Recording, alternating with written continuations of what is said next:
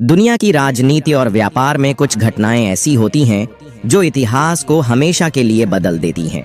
कुछ फैसले ऐसे होते हैं जो सिर्फ देशों के भविष्य को नहीं बल्कि पूरी दुनिया की अर्थव्यवस्था और शक्ति संतुलन को हिलाकर रख देते हैं। पिछले कुछ सालों में अमेरिका, ब्रिटेन, फ्रांस, कनाडा और जर्मनी ने रूस पर पाबंदियों की बौछार कर दी। यूक्रेन युद्ध इनके लिए बस एक बहाना था। असली खेल कहीं और खेला जा रहा था। यह लड़ाई बंदूकों से नहीं बल्कि अर्थव्यवस्था के मैदान में लड़ी जा रही थी। पश्चिमी देशों ने रूस को कमजोर करने की हर मुमकिन कोशिश की, लेकिन रूस भी कोई साधारण देश नहीं था। उसने अपने दोस्तों का हाथ थामा और दुनिया को दिखा दिया कि उसे झुकाना इतना आसान नहीं। अब सोचिए, जब पूरी दुनिया रूस को अलग थलग करने की साजिशें रच रही थीं, तब भारत और चीन ने उसका सबसे ज्यादा साथ दिया। लेकिन भारत ने जो कदम उठाया उसने पूरी दुनिया को चौंका दिया। भारत ने रूस पर लगे प्रतिबंधों को दरकिनार कर न सिर्फ व्यापार को जारी रखा बल्कि उसे और मजबूत कर दिया। लेकिन यह सब सिर्फ कागजों पर नहीं हुआ। भारत ने एक ऐसा रास्ता अपनाया जिसने पूरे खेल की दिशा ही बदल दी। पूरी अपडेट क्या है जानेंगे इस वीडियो में। उससे पहले इस वीडियो को एक लाइक करके चैनल को सब्सक्राइब कर लीजिए। यही सही समय है साथियों। भारत और रूस के बीच एक ऐसा कॉरिडोर बना जिसने यूरोप, एशिया और मध्य एशिया के कई देशों के लिए एक नया व्यापार मार्ग खोल दिया। इसे कहा जाता है international north south transport corridor, जिसे शॉर्ट में INSTC भी बोलते हैं, जो पहले रूस से भारत तक सामान लाने में ज्यादा समय लगता था और खर्च भी बढ़ जाता था। लेकिन इस रास्ते ने तस्वीर ही बदल दी। सामान जल्दी पहुंचने लगा, खर्च 30% तक कम हो गया और सबसे बड़ी बात, भारत और रूस के बीच व्यापार दोगुना हो गया। लेकिन क्या यह सिर्फ व्यापार की जीत थी? नहीं, यह एक बहुत बड़ी रणनीतिक चाल थी जो कई देशों की नीतियों को बदल सकती थी। जब दुनिया को लग रहा था कि रूस आर्थिक संकट में फंस चुका है, तब भारत और रूस का व्यापार तेजी से बढ़ रहा था। 2024 में भारत और रूस के बीच व्यापार रिकॉर्ड 66 बिलियन अमेरिकी डॉलर तक पहुंच चुका था और अब लक्ष्य था 2030 तक इसे 100 बिलियन डॉलर तक ले जाना। कुछ साल पहले यही व्यापार महज 33 बिलियन डॉलर था, लेकिन अब INSTC ने इसे रॉकेट की तरह ऊपर पहुंचा दिया। ये सब अचानक नहीं हुआ, इसके पीछे भारत की गहरी रणनीति थी।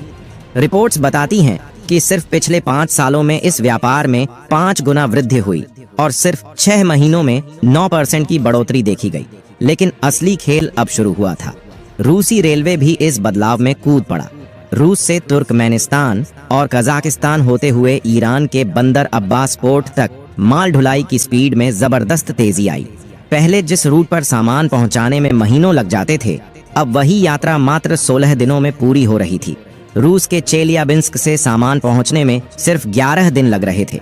यह वही रूट था जहां पहले 3 गुना अधिक समय लगता था। लेकिन यह बदलाव सिर्फ समय की बचत तक सीमित नहीं था। माल ढुलाई के खर्च में भी 26% की कमी आई, जिससे व्यापार की गति और बढ़ गई। लेकिन खबर यहीं खत्म नहीं होती। भारत ने इस पूरे खेल को एक और बड़े बदलाव से जोड़ दिया।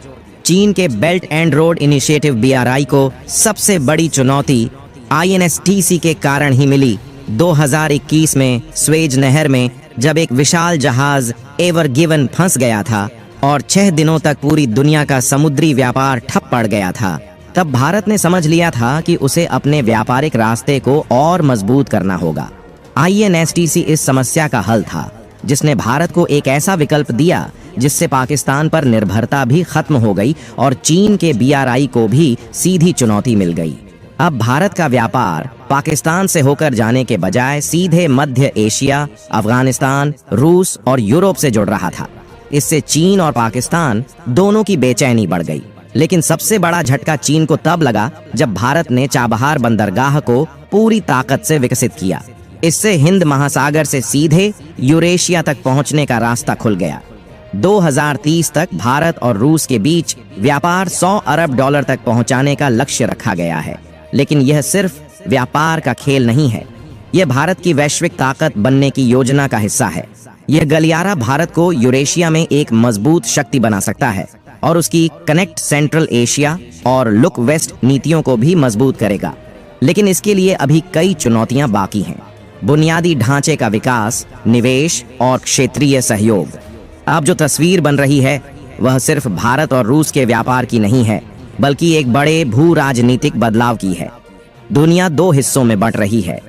एक तरफ अमेरिका और उसके सहयोगी और दूसरी तरफ रूस, चीन और उन देशों का गुट जो पश्चिमी प्रभाव से निकलकर अपने रास्ते बनाने की कोशिश कर रहे हैं। भारत इस वक्त दोनों धड़ों के बीच एक ऐसी स्थिति में है जहां वह अपनी शर्तों पर खेल सकता है। अब सबसे बड़ा बदलाव यह होगा कि भारत और यूरोप के बीच नए व्यापार रूट्स बनेंगे। अभी तक यूरोप और भारत के बीच मुख्य व्यापार समुद्र के रास्ते से होता था, लेकिन जैसे ही INSTC पूरी क्षमता से काम करना शुरू करेगा, यह यूरोप तक भारत की सीधी पहुंच बना सकता है। इससे भारत का पश्चिम एशिया और यूरोप पर प्रभाव बढ़ेगा। यूरोपीय देश जो अब तक चीन पर निर्भर थे, उन्हें एक नया विकल्प मिलेगा। भारत अब सिर्फ एक बाजार नहीं रहेगा, बल्कि एक ऐसा व्यापारिक केंद्र बन सकता है जहां से माल पूरी दुनिया तक जाएगा। अगर भारत ने इस गलियारे को पूरी तरह विकसित कर लिया तो चीन के belt and road initiative BRI को सबसे बड़ा झटका लगेगा। चीन ने पाकिस्तान के ग्वादर पोर्ट पर भारी निवेश किया था ताकि मध्य एशिया और अफ्रीका तक अपना वर्चस्व बढ़ा सके, लेकिन भारत ने चाबहार पोर्ट को मजबूत कर दिया। इसका मतलब है कि आने वाले वक्त में मध्य एशिया और रूस का व्यापार पाकिस्तान और चीन के बजाय भारत से होकर जाने लगेगा। इससे चीन की रणनीतिक बढ़त कमजोर होगी और पाकिस्तान के आर्थिक मंसूबों को भी झटका लगेगा। INSTC का एक और बड़ा फायदा यह होगा कि भारत को कच्चे तेल और गैस की सप्लाई में और छूट मिल सकती है। अभी भारत रूस से सस्ते तेल की खरीद कर रहा है, लेकिन आने वाले समय में भारत अपनी शर्तों पर ऊर्जा सौदे कर सकता है। रूस भी अब भारत के जरिए एशियाई बाजारों तक अपनी पहुंच बढ़ाने की कोशिश करेगा, क्योंकि पश्चिमी देशों ने उस पर प्रतिबंध लगा रखे हैं। यह बदलाव धीरे धीरे होगा, लेकिन जब तक बाकी देश इस खेल को समझेंगे, तब तक भारत इस पर अपनी मजबूत पकड़ बना चुका होगा।